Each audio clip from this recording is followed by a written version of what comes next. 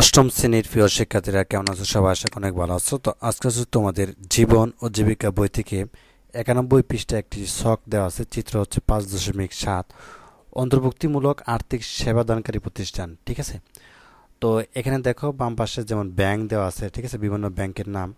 তো এখানে সোনালী ব্যাংক দেওয়া আছে, তো বাকি চারটি দেওয়া নাই বা তিনটি দেওয়া নাই। এই তিনটি ব্যাংক আমরা হচ্ছে লিখে নিব।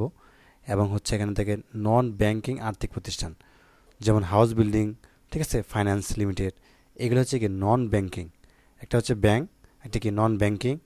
এবং ক্ষুদ্র ঋণ প্রতিষ্ঠান অর্থাৎ এমএফআই, ঠিক আছে, অর্থাৎ কিছু কিছু ক্ষুদ্র ঋণ দিয়ে থাকে, যেমন আশা বা হচ্ছে পিদম, ঠিক আছে। তো এরকম অনেকগুলো কিছু প্রতিষ্ঠান আছে যেগুলো ক্ষুদ্র ঋণ দিয়ে থাকে, তো সেগুলোর নাম লিখতে হবে এখানে। আর সমবায় ব্যাংক যেমন বাংলাদেশ সমবায় ব্যাংক, তো এখানে কিছু ব্যাংকের নাম লিখবো।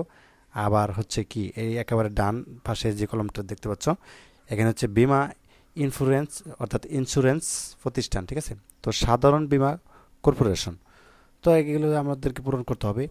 তো চলো আমরা কথা না বলে সরাসরি উত্তরপত্র অর্থাৎ আনসার স্ক্রিপ্ট দেখি, তাহলে আমরা এই বিষয়গুলো আরও বুঝতে পারবো। তো দেখো এখানে খেয়াল করো, তো ব্যাংক যেমন সোনালী ব্যাংক একটি লিমিটেড এটা দেওয়া আছে, যেমন জনতা ব্যাংক লিমিটেড, অগ্রণী bank limited, Dhaka bank limited, Dutch Bangla bank limited, ঠিক আছে।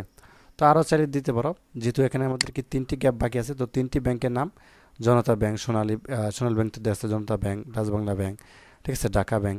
তো তিনটি ব্যাংকের নাম হচ্ছে এখানে দিয়ে দিবে, ঠিক আছে। এইভাবে হচ্ছে অগ্রণী bank, Dhaka, Dutch Bangla bank, তো এইভাবে হচ্ছে জনতা ব্যাংক রয়েছে।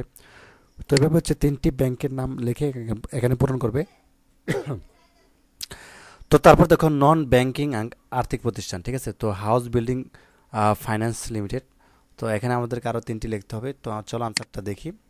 যেমন আইডিএলসি ফাইন্যান্স লিমিটেড, যেমন Lanka Bangla finance limited, Bangladesh finance limited, ঠিক আছে। আমাদের তিনটি হয়ে গেল। অথবা চাইলে তুমি ইউনাইটেড ফাইন্যান্স লিমিটেড এটিও দিতে পারো, ঠিক আছে। তো এইভাবে হচ্ছে তুমি এই ছকটা পূরণ করে ফেলবে। তো তারপর দেখো ক্ষুদ্র ঋণ প্রতিষ্ঠান এমএফআই, ঠিক আছে, যেমন পিকেএসএফ, ঠিক আছে। তারপর হচ্ছে আশা রয়েছে বা গ্রামীণ ব্যাংক রয়েছে, ব্রাক রয়েছে, আশা রয়েছে। তো বাকি হচ্ছে তুমি হচ্ছে গ্রামীণ ব্যাংক, ব্রাক, আশা, এই তিনটি দিয়ে এখানে তিনটি বসিয়ে জাস্ট পূরণ করে ফেলবে। আর সমবায় ব্যাংক কোনগুলো, যেমন বাংলাদেশ সমবায় ব্যাংক। তো বাকি হচ্ছে আমাদেরকে তিনটি লিখতে হবে। তো আনসারটা দেখা যাক। যেমন ঢাকা মার্কেস্টাইল সমবায় ব্যাংক লিমিটেড, যেমন আজিজ সমবায় ব্যাংক লিমিটেড, বা সবুজমতি ক্রেডিট সমবায় সমিতি লিমিটেড, বা ঢাকা কেন্দ্রীয় সমবায় ব্যাংক লিমিটেড। তো এরকমভাবে যে কোনো তিনটি, এখানে চারটি দেওয়া আছে, যে কোনো তিনটি নিয়ে এখানে জাস্ট ছকটা পূরণ করে ফেলবে, ঠিক আছে। আর সর্বশেষ আমাদেরকে বিমা বা ইন্স্যুরেন্স প্রতিষ্ঠান যেগুলো রয়েছে, যেমন সাধারণ বীমা কর্পোরেশন, তো অন্যান্য বিমা ব্যাংক রয়েছে, সেগুলো আমরা একটু দেখি। প্রতিষ্ঠান রয়েছে মূলত যেমন গেন্ট ডেল্টা ইন্স্যুরেন্স কোম্পানি, ঠিক আছে, যেমন মেট লাইফ ইন্স্যুরেন্স বাংলাদেশ, প্রগতি insurance limited, national life insurance company. তো এইভাবে এখান থেকে যে কোনো তিনটি নিয়ে তুমি হচ্ছে জাস্ট এখানে পূরণ করে ফেলবে, ঠিক আছে। তো মূলত এই ছিল আজকের ক্লাস 91 পৃষ্ঠা। তো পরবর্তী পর্ব হচ্ছে আমরা 93 পৃষ্ঠা একটি ছক আছে একক কাজ, সেটি পূরণ করব। তো ধন্যবাদ সবাইকে ভিডিওটি দেখার জন্য। আল্লাহ হাফিজ।